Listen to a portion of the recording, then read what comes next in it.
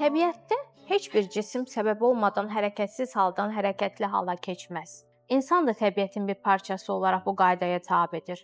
Hərəkət etmək, davranmaq üçün səbəbləri olmalıdır. O səbəblərdən biri də motivasiyadır. Yəni, fərdlərin öz istək və arzuları ilə bəlli bir məqsədə doğru hərəkət etməsinə səbəb olan güc.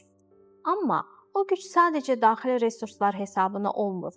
Bir gülümsəmənin, təşəkkürün, təmənnasız önünə qoyulan bir fincan çayın, saça toxunan şəfqətli bir əlin ruhumuzdakı düşkünlüyü ortadan qaldıracaq gücünə də ehtiyac duyuruq.